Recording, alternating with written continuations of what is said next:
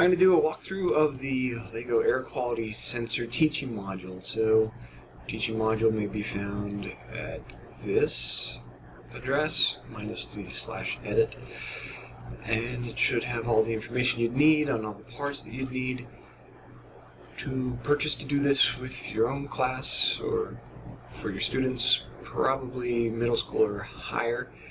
At the very end, it has a handout that be useful to give to whoever is students who are doing this, probably in teams of 2 or 3.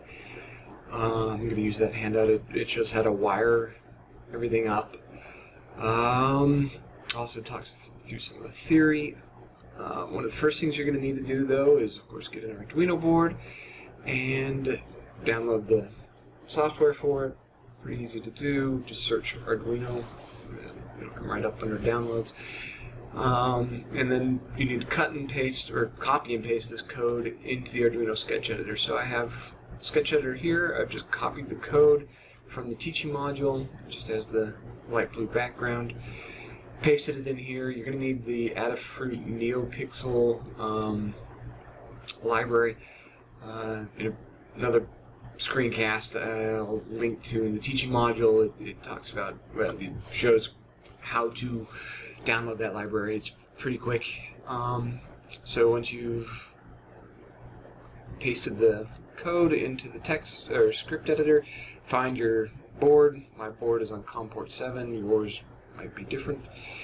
And then upload the code. So it should compile. And compiled successfully, uploaded the code successfully. You can see it's uploading right now.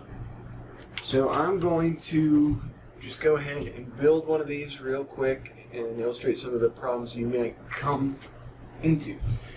So, you need your Arduino board, NeoPixel strip. There's links to the ones we're using on the teaching module. Photoresistor sensor right here. It has ground, power, and an analog out.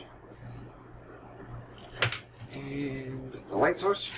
So we're just using white LEDs, power with 3.3 volts, and a fan to pull the air through the sensor that we built. So those are all the parts that we need.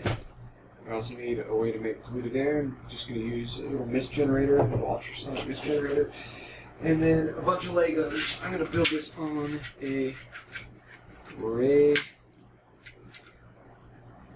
base, just so you can see the parts easier. It's best to use dark parts to keep away from light pollution, but even if you're using green or any other color, just as long as you use enough to cover up the sensor so that it doesn't get stray light, it should be just fine.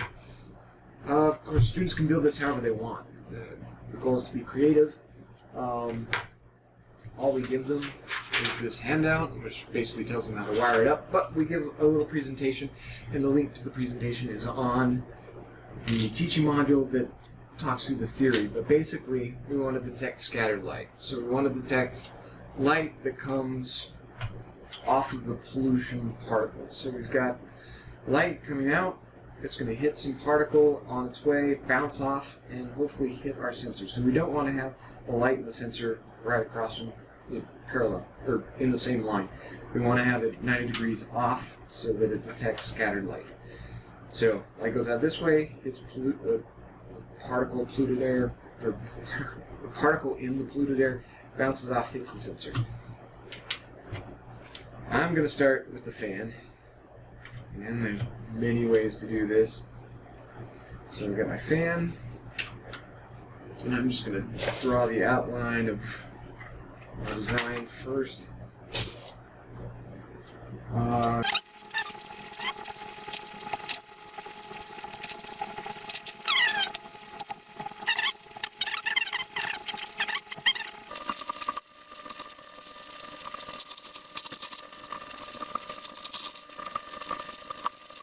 So, just the general plan. Let's see, there you go. So I'm going to have air come in here from the top. Of course, students can have it come in any a variety of ways. Go through here, come this way. When it's going on this path, it's going to be hit by light. If there are particles in the air, those particles will scatter the light into the detector, which will trigger a signal. And then, of course, the air is pulled out through the fan. So a couple things to watch out for. You don't want light from the input to be able to hit the detector. That'll cause light pollution. So, I have kind of this circuitous route to go through. And then also you're going to want to protect this. I'm going to kind of do it in such a way that this isn't protected so you can see what it looks like. And then afterwards I will protect it from light.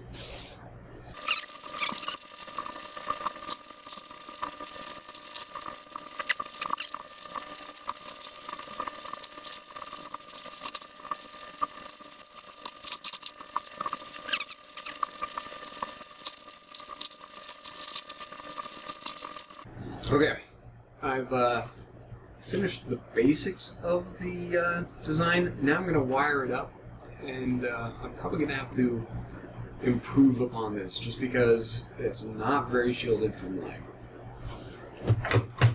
So, first thing I'm going to do, follow the instructions on this sheet and plug in the LED. It goes into 3.3 volts. It's on this side of the Arduino board. And it also goes into, the black goes into ground.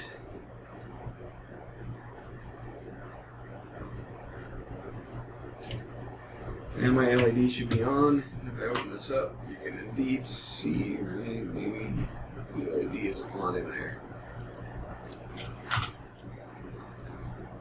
Okay. Next, I'm going to plug in my indicator light. Let's see, the yellow on this is the digital pin, which goes into digital pin 6.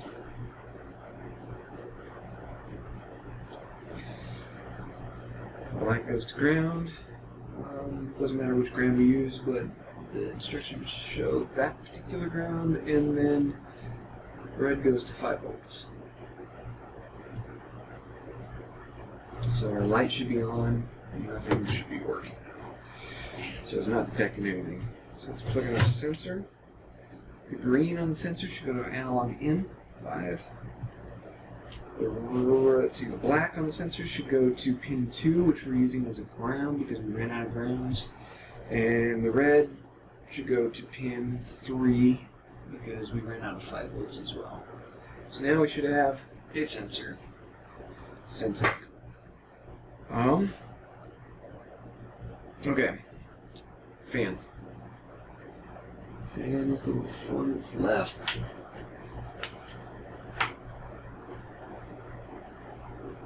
So take some more pins.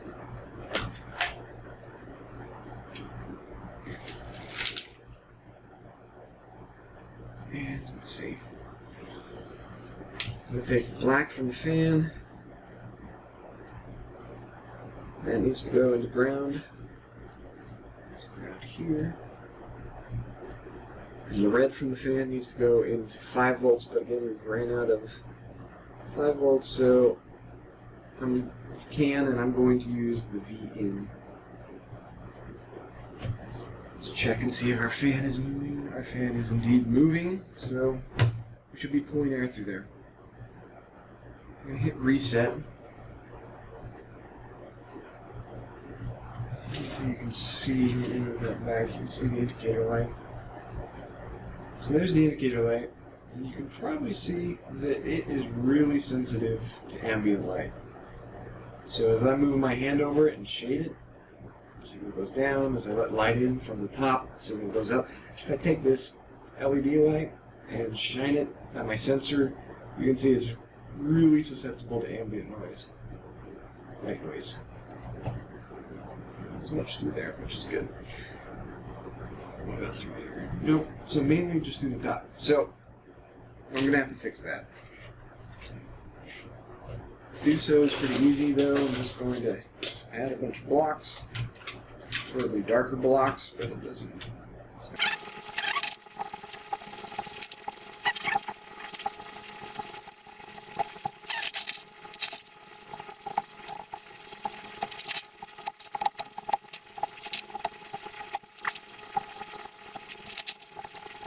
Okay, hopefully this is now shielded, and it is. Not sensitive to me putting my light around there, or through there, or through there. So it should be good. Let's go ahead and try it with our fog machine. And because it recalibrates every time, once it's been pegged out with ambient light, you should press the reset button on the Arduino board. Reset button's right there in the corner. Give it 3 seconds to calibrate, find its baseline. Okay. Now it is going to calibrate to the most pollution that it detects. So as I put polluted air through, you see it is sensitive to air pollution, in this case, which is just fog. So we successfully made an air quality sensor out of Legos.